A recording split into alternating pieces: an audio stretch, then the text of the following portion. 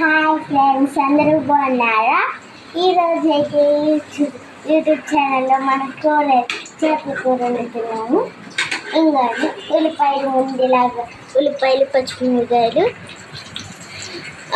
కరివేపాకు వేసుకునేలాగా వేపించుకుంటున్నాక చేపలు వేసుకోవాలి.